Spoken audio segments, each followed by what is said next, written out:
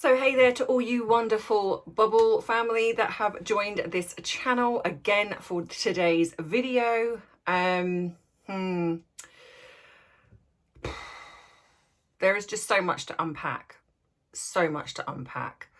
I truly feel that these two, and especially Harry at the moment, are a psychologist's dream.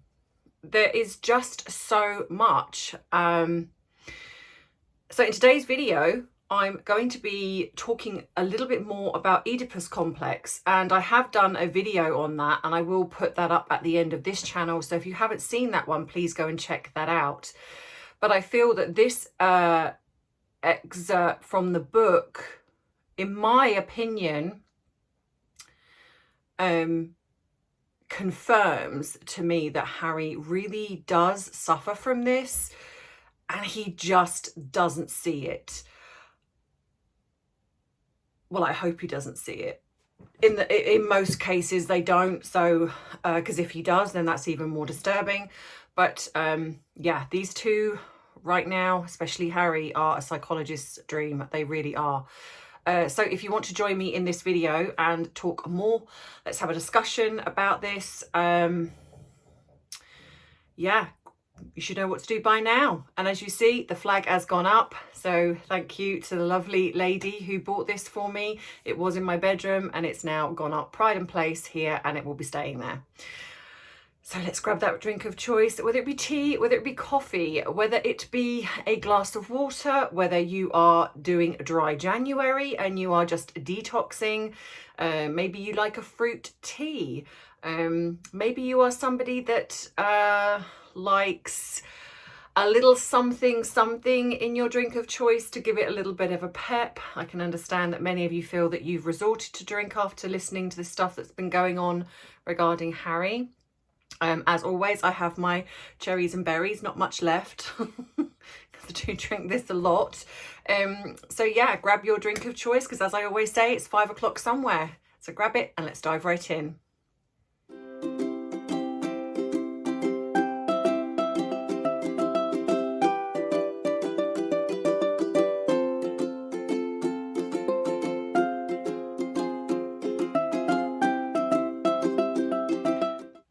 So, Oedipus complex, in a nutshell, it is when a person has an unhealthy attachment to a parent, usually most commonly of the opposite sex. Now, when you are very young,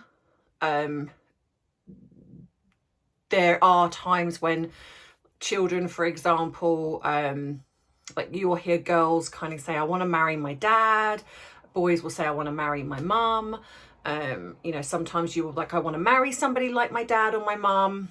And that's, in effect, that's kind of normal, especially if you're younger. And even growing up, if you have huge respect and admiration for a parent, it's also quite common for you to want to find a partner that has those qualities of a parent because of how high up there you put them. However, this is more of a sexual nature, and obviously there's the Freudian aspect to this. And to be honest, I think if Harry was ever going to commune with someone that has passed, I feel like he really should probably get in contact with Sigmund Freud, because there is so much going on here. So thankfully somebody, and I got the email yesterday, I believe, because I'm so sorry if I haven't got back to you yet. I really just have such a backlog of emails, trying to keep on top of them. And it's not like I can even employ somebody to go through them, because some of them are kind of therapy related. So it's, you know, I feel they're more private. But anyway, excuse me, hiccups. Somebody sent me a free copy of the book. So thank you, because I refuse to give money to Harry. So in the book, he talks about, and I honestly have no idea why Harry thought that talking about a frostbitten todger, as he calls it. Now I do understand that a lot of younger people might name their male private parts, oh well, let's just say the word penis, todger. This really kind of usually is around the age of a teenager, maybe even late, late teenager, early 20s, maybe, kind of being a bit jokey. But you've got to remember that Harry is almost 40. So to call his private parts a todger, again, to me, is incredibly immature. But however, I have spoken about Oedipus complex and how I believe that Harry suffers with this in another video, and I will put that up at the end. So if you haven't watched that, give that a watch, because hope you might find that interesting. However, so in this this bit from the book, he talks about how, and he goes into great unnecessary detail. And one has to beg the question,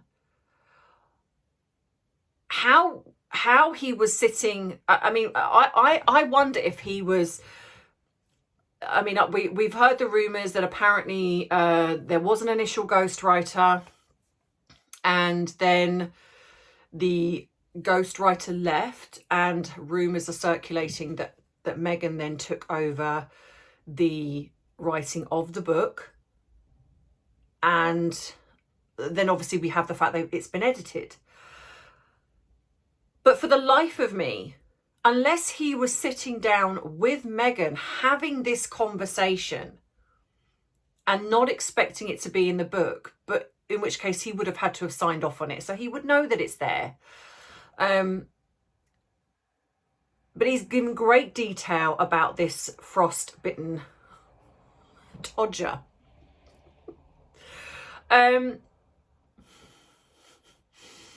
And what is deeply, I feel, disturbing is that Harry talks about, he'd been trying various remedies. He talks about it throbbing and ooh, just ooh. Yes, and I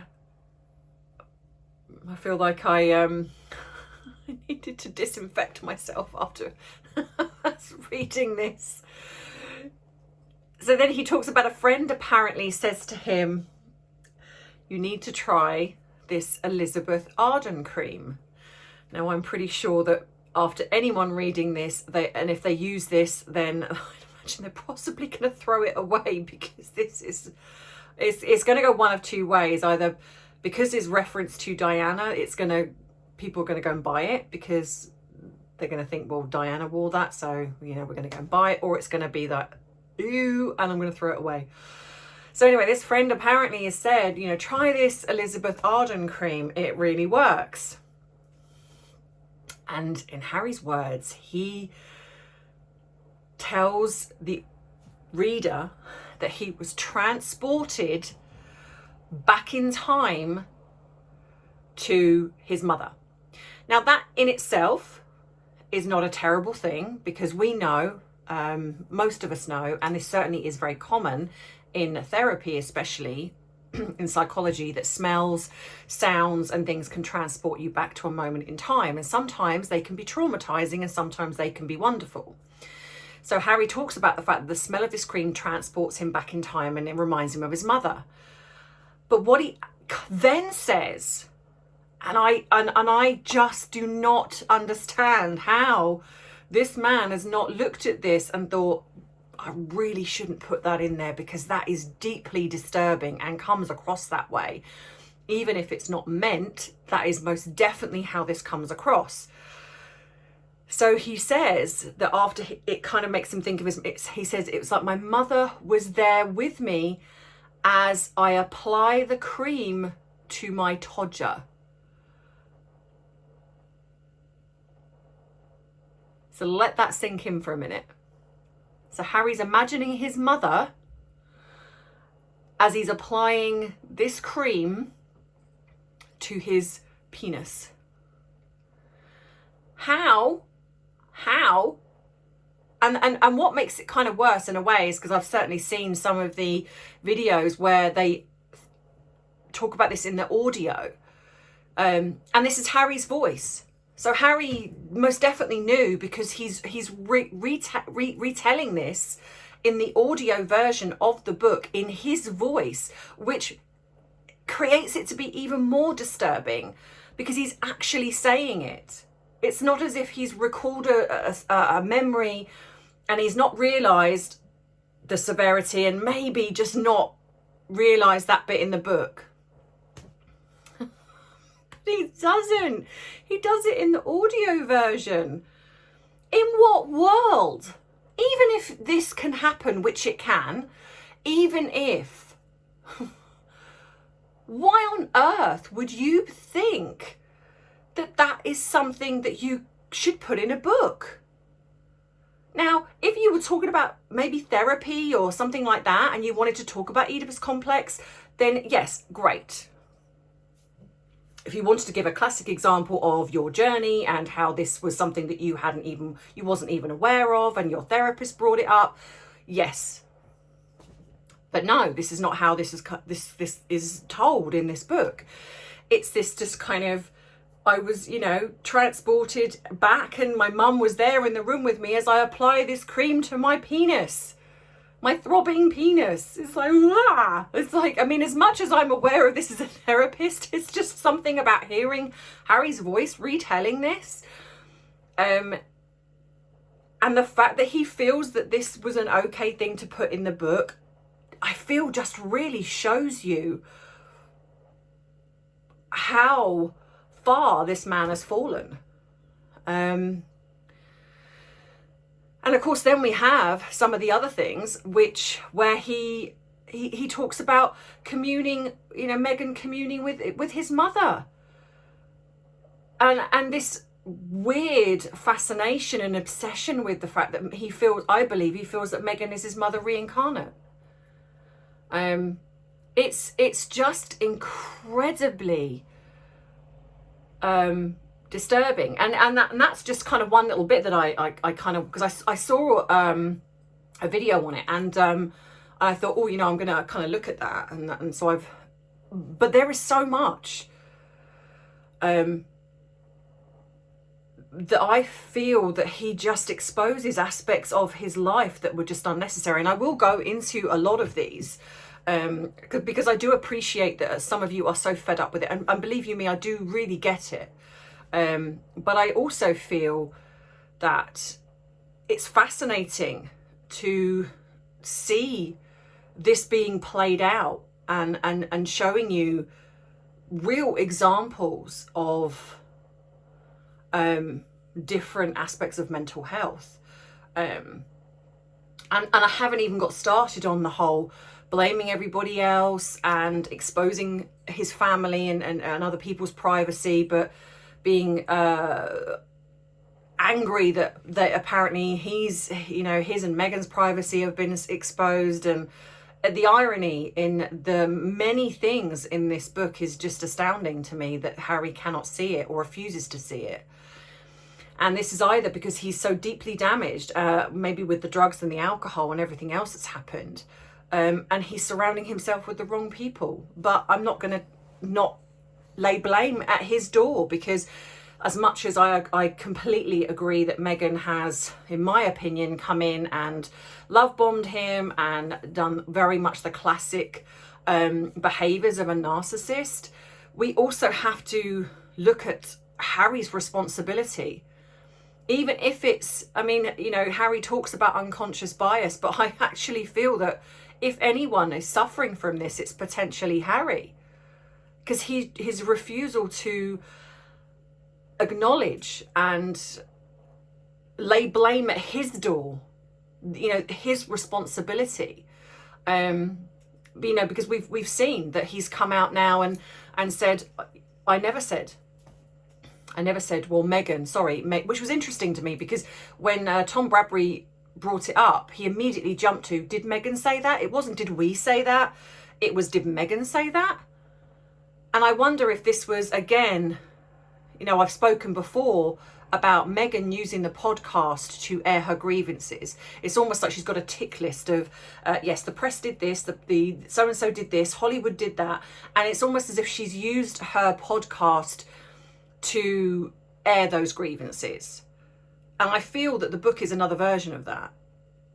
Like they've looked at various things and said, right, you know, we're gonna talk about that and find an excuse or blame somebody else for that, like the Nazi uniform.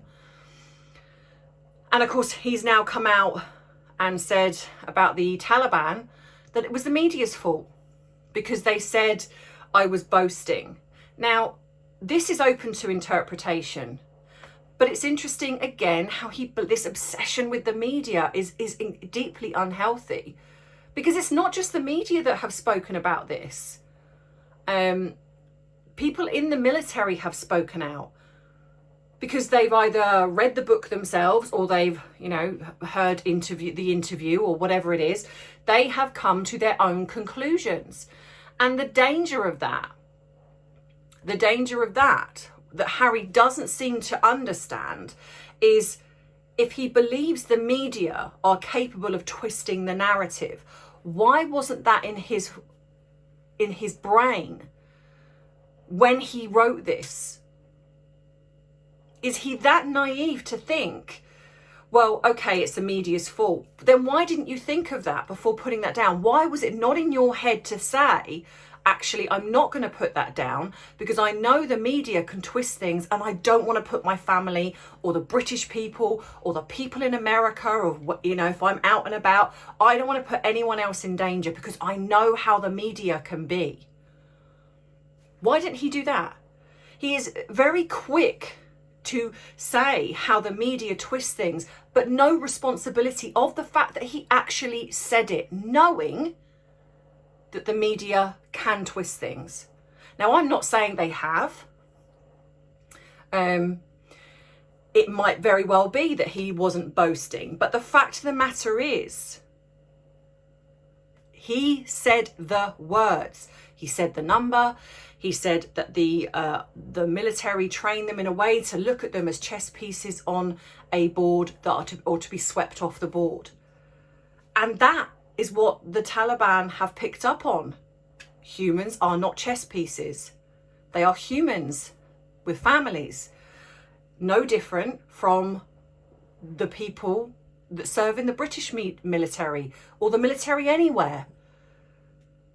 How would Harry feel, or anyone in the military feel, if someone, you know, can you imagine if someone over there said, oh, you know, the British military or the forces or whoever are just chess pieces to be swept off the board?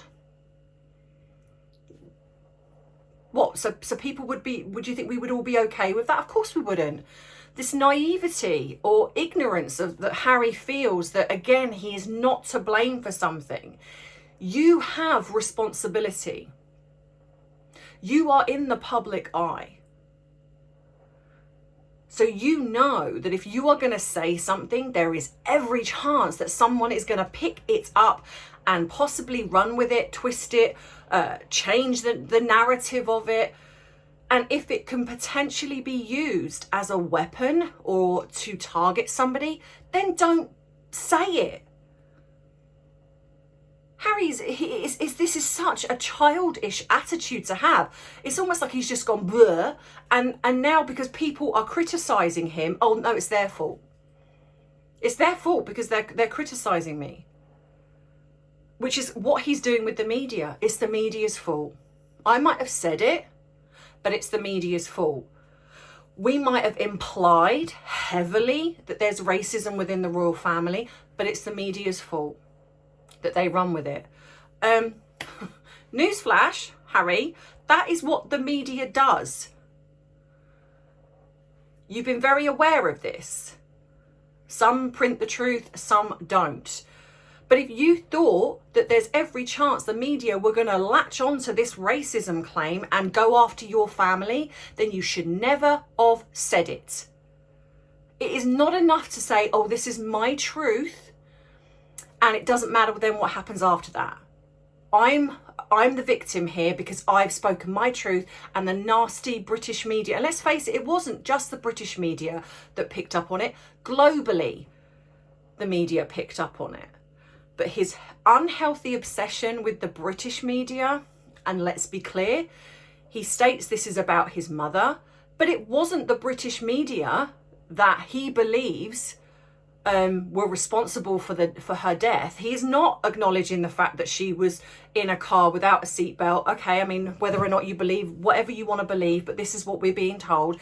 And there was a drunk driver. It was the French paparazzi that were chasing her, not the British paparazzi. Maybe there was the odd British one there, who knows? But it was the French. The paparazzi are not anywhere near the same as what they were back then. And if anything, Catherine, Camilla, his mother, were chased terribly. But there's a big difference between the paparazzi and the media. What Harry is angry about, which I suspect, is that he believes, and I wonder if there is a part of him that just won't acknowledge it, but there is a part of him that's angry at his wife, because I believe, and this is my theory, he's angry at the British paparazzi and also attacking Dan Wootton, calling him a silly little man. That's okay. Oh, it's okay to publicly slate somebody in your book, but nobody else can do it. Nobody else can call out your wife or call you out. Oh no, that's not allowed. That's called being a hypocrite, Harry. But I would suspect that, and I've always said this, I don't believe they wanted to go. I think they wanted their cake and eat it, half in, half out. But it was that changing of their public, their public character, in a way. They went from being very loved in Harry's eyes, albeit that there's a confusion there, because he says that it was very positive, but apparently they were racist from the beginning. Well, which one is it, Harry? Well, they were either racist or you were very popular. But anyway, I think it was because the British media were the first to call them out. That, I believe, is why Harry, I don't believe it's anything to do with his mother. I really don't. I think it is because the British media were the very first to start changing towards them. So Harry and Meghan blame the British media for them leaving and going overseas. This is what I believe. Now, I could be wrong, but I believe that. I think they wanted their half in, half out, but the British media started to pick them up on the bullying. They started to go after Meghan and start exposing the things that she was doing. And that is why they both are very, very angry, but more so probably because it was Meghan that then, obviously realising that the British media were falling out of love with her, which then would then equate to then the British people not liking her. The royal family were starting to see through her. So it makes sense that now both of them are going to attack the very people that they believe are responsible for their life now, because they're not happy, because happy people don't behave this way. They don't. They haven't got or had. Meghan will be blaming them for the fact that she hasn't got into Hollywood. It won't be the fact that she's talentless and no one's interested in her and they can see through her. That won't matter. It's the fact that the royal family have seen through her. The British media have exposed her and Harry. And then, of course, the British people have started to turn against them. So Harry blames the British media because in his eyes, that is what started it. And then, of course, he blames his family because he believes that they were the ones that were leaking the stuff to this British media. Although many, many journalists have come out and said, yeah, this doesn't happen. So that is why I think Harry has this very unhealthy obsession. But going back to the stuff I said in the beginning about his mother, this is why I really feel that whomever is dealing with Harry as a therapist, and I'm always very remiss to talk badly about a therapist, because we all do things very differently. But if Harry is and has been under therapy for years, I would like to ask this therapist, what on earth are you doing? What on earth are you doing? Because this man has gone from bad to worse. And the fact that he cannot see that this comment in his book is deeply disturbing concerns me greatly. And I do worry that the people that Harry does have around him are not great at all. But like I say, that is also his responsibility. It's not anybody else's. We cannot continually keep blaming Meghan. I think they're both as bad as each other now, for whatever reason. So let me know what you think in the comments in regards to this. Do you agree with me? Do you not agree with me? Please keep it respectful. I love having debates. I love hearing how you feel and see, and it's wonderful to see that. And this is such a wonderful community, and I love that we keep it respectful and kind. And even as the new people come in, you're kind of doing the same. So yeah, it's very worrying where this is going to end up. And I don't think it's going to end up good.